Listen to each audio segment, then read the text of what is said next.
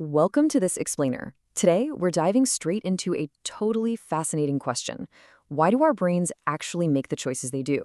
We're going to unpack some pretty wild cognitive psychology, starting with a scenario about two friends who are staring down the exact same life-changing opportunity.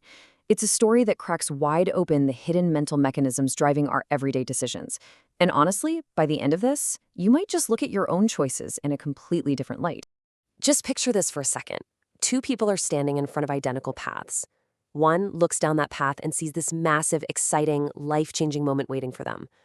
The other person looks down the exact same path and expects an absolute, total disaster. So what's going on here? Why does the exact same opportunity trigger completely opposite reactions? Well, it all comes down to a hidden mental mechanism that's operating entirely beneath our conscious radar. Section 1. The same opportunity.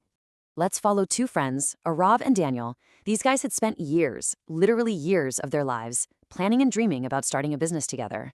We're talking late nights, endless prep, the whole shebang. And then, finally, it happens. They get the exact email they've been praying for.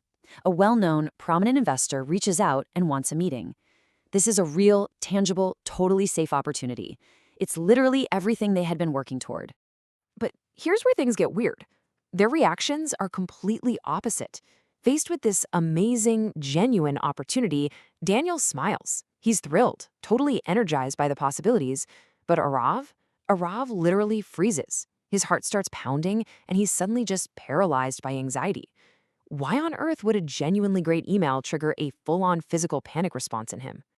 Which brings us to Section 2, the invisible decision. To figure out why Arav completely froze up right on the brink of success, we have to peek under the hood and look at what his brain was doing entirely under the surface, way past the bounds of logic. Without even asking for permission, Arav's brain instantly flash-forwarded. Actually, scratch that. It flashed back 5 whole years. It completely ignored the awesome email in front of him and went straight to this deeply uncomfortable memory of a failed presentation. It played back the exact moment people laughed at him, that crushing embarrassment, and how the meeting ended in this suffocating dead silence. His brain essentially dragged that 5-year-old pain right into the present second. And this brings up a crucial point about how we actually define memory itself. You see, the brain doesn't store painful moments as just, historical facts. It's not some neutral filing cabinet of the past that you just casually browse through. Instead, it stores these moments as a highly sensitive, predictive warning system for right now. Arav's brain wasn't just casually remembering a bad day at the office, it was blaring a massive red alert alarm to protect him from getting hurt again. Meanwhile, Daniel's brain is doing the exact same rapid internal search, but it strikes totally different gold. It pulls up a memory of his first successful pitch. It plays back the applause, the electric energy in the room, and that deep, amazing feeling of belonging. So think about this. Both friends were actually reacting to their pasts, right? Not their present reality. They weren't looking at the investor's email at all. They were looking straight at their own memories. Section 3, your brain's shortcut. This invisible decision-making process is hardwired into the everyday choices we all make, whether we realize it's happening or not. Whenever you face something new, your brain constantly asks this silent, rapid-fire question. Have we experienced something like this before? It flips through thousands of memories in a fraction of a second. And it's not doing this for a fun trip down memory lane. No, it's doing it to figure out what to do next. It desperately wants to predict your future based on your past. So here is exactly how that automated shortcut actually plays out in your mind. Step 1, the brain receives new information, like that investor email. Step 2, it instantly frantically searches past memories for context. And step 3, it predicts the outcome, based on whatever it finds. It's this hyper-fast, deeply ingrained survival mechanism, and it's fundamentally designed to keep you safe. But here's the catch, and it's a big one. Whichever memory bubbles up first basically becomes your immediate reality. If your brain hits on a memory of confidence like it did for Daniel, you see the future through this wonderful lens of opportunity.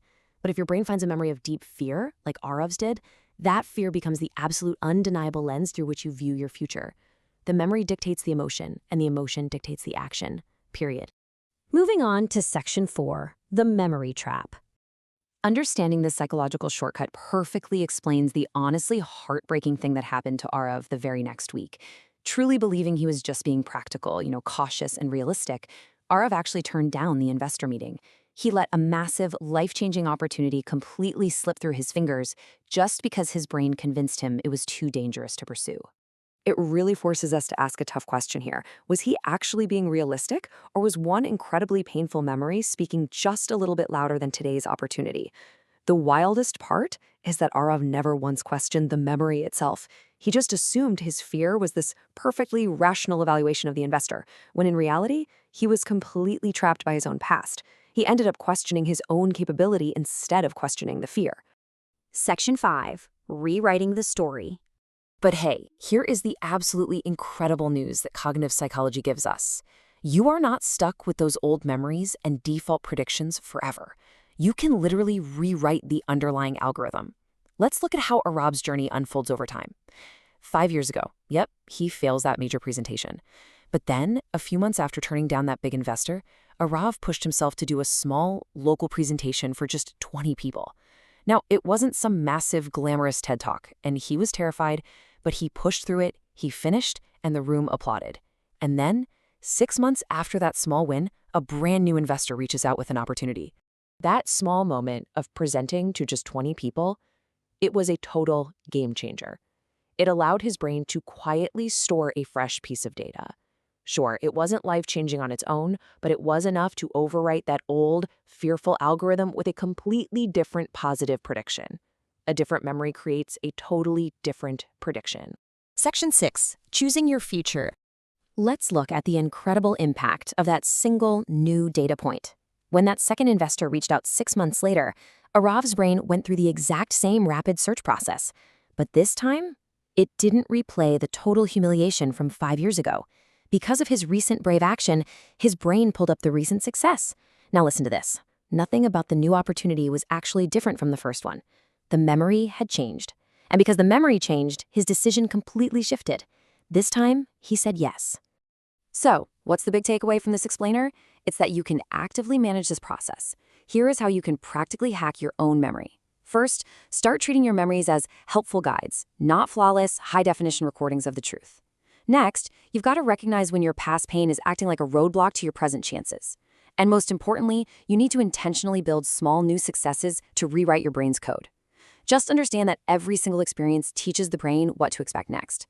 By deliberately creating these small, positive experiences, you are literally handing your brain the courage it needs to embrace future opportunities.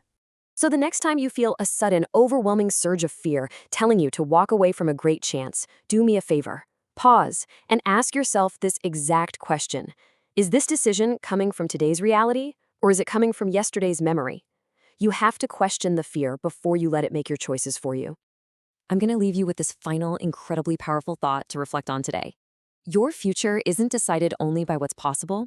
It is also shaped by the memories your brain chooses to replay. The memory your brain chooses to replay today might just be the exact future you end up living tomorrow. Thank you so much for joining me for this explainer. And I challenge you, go out there today and start building some new memories.